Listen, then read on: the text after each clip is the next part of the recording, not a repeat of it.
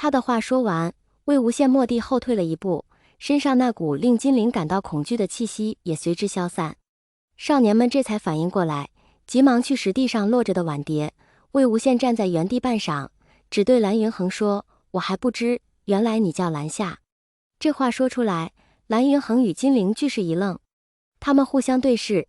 蓝云恒皱眉，似要阻拦金陵开口，金陵却已当先脱口而出：“不姓蓝。”魏无羡问：“那姓什么？”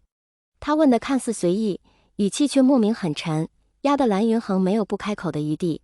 蓝云恒叹了口气，说：“姓姜。”旁边几个不了解眼下情况，听得莫名其妙的少年全都愣住了，不由面面相觑。魏无羡追问：“为何姓姜？”蓝云恒似是不想答他，只问：“为何不能？”魏无羡有些讥诮地说：“你一个蓝氏子弟，姓什么姜？”明明是他两人说话，金陵在旁，却感觉被刺了一下，嘶声道：“你。”蓝云恒说：“我有灵。”仿佛为了击败魏无羡的讥诮，蓝云恒一边说，一边当真去掏自己袖中。魏无羡见他动作，脸孔上逼问的讥诮便消失不见，转为某种更沉默的东西，教人看不懂。旁边的小辈们拾完了地上的东西，给小二塞了几个铜板打扫，又看到蓝云恒掏掏找找，从袖中摸出一把紫色的穗子。有个少年恍然大悟，怪不得之前金公子不愿做末前辈监督人的时候，云恒说他也可以。原来云恒也有姜家的灵。金陵暴毙哼了一声，他灵上还有字呢。魏无羡问：“什么字？”一颗清新灵元被蓝云恒攥在手中，像颗小小的果子，不摇不响。少年听魏无羡发问，手指一松，银铃便自他指尖垂落下来，晃出铃然一声，紫色的流苏荡漾开来，露出其间编着的一颗白玉珠子，温润流光。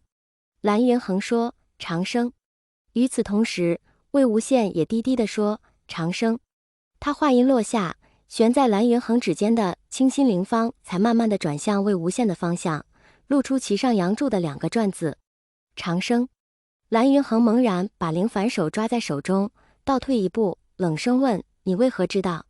魏无羡也随着他的动作退了一步，但什么也没说。有种奇异的未知哽住了蓝云恒的喉咙。魏无羡不语，他要催问，声音不知为何竟有些颤抖，仿佛不敢开口：“你说话。”魏无羡很僵硬地笑了一下，说：“巧合。”然后他转身便走，一路穿过厅堂，走到街外，任由金陵在他背后大叫着：“哎，你，莫玄羽，你去哪儿啊？”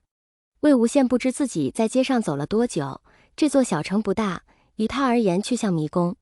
太阳渐高，穿梭的人流自他身边过，每个人都面孔模糊，如同昼夜不息、消逝如常的波流。他一直走，眼前只有那枚缓缓转向他的银铃，铃上住着那个他以为再也不会见到、不会听到、不会被任何人记得的名字。从前他应该也住过另一枚，配了白玉流苏，要送抵的那个孩子方才还在他背后大呼小叫。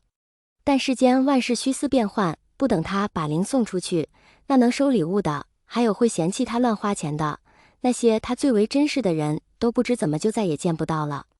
只有他还在这条路上一直走。突然有个声音说：“魏婴。”一瞬间，他以为那是自己的幻觉，抬眼却见蓝忘机站在长街的另一端。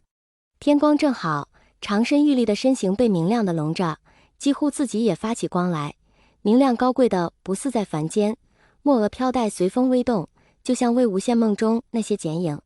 魏无羡下意识伸手向前抓了一下，却见蓝忘机随之向他走了一步。不是梦。魏无羡走到长街尽头，蓝忘机垂眸看他，没有说话，目光中满是说不尽的担忧。魏无羡问：“你听到金陵大呼小叫了？”蓝忘机点了点头。魏无羡还在向前走，蓝忘机无言跟在他身边。日光把魏无羡的黑衣晒得发烫，他沉默地走着，突然问：“你知道是不是？”“你一直知道。”蓝忘机点了点头。于是魏无羡将脸埋在一只手中，清晰地发出一个不知意有何指的喉音。半晌，他用手擦了一下脸，说：“是我自己蠢。”蓝忘机只说：“错不在你。”魏无羡问：“他知道吗？”“一半。”魏无羡抬头看他：“你这一半？”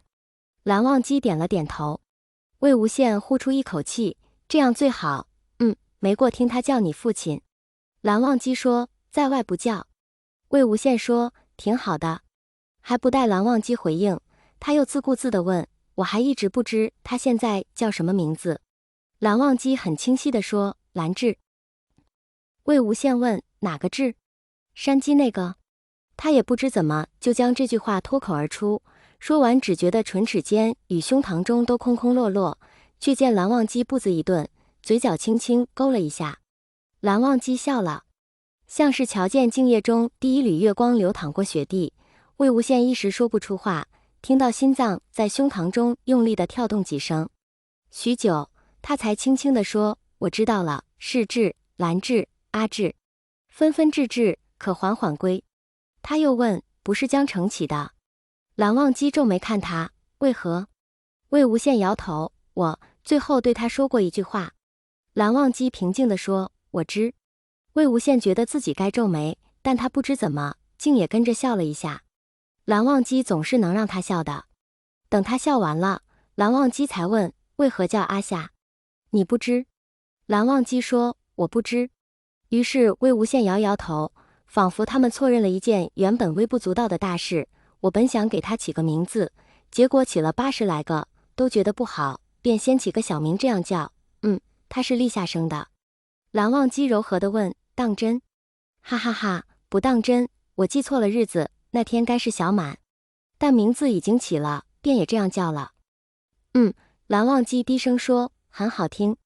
魏无羡一下子又说不出话，他的胸臆间塞满了某种酸涩的东西，满胀地堵住了他的喉咙，却也细细密密，割得他撕心裂肺。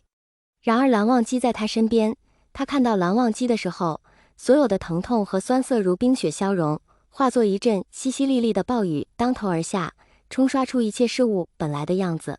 他发现他其实是很高兴的。他们终于走到路的尽头，再向前便要出城了。魏无羡突然开口，你是抱过他的？蓝忘机问，什么？魏无羡说，有一次我在夷陵那边碰到你了，还带你上了乱葬岗。临走的时候，我很轻很轻地抱了你一下，你还记得吗？蓝忘机说，记得。轻轻的2个字，好像把什么敲碎了。魏无羡说，我不知道你怎么想，或者怎么看，我不知道，我以为他死了，我以为他们都死了，我那个时候，我，蓝湛，你，阿夏他，我从未想过他活着。蓝忘机说，魏婴。魏无羡猛地停声不语，他向魏无羡伸出一只手，魏无羡的手指在袖中缩了一下。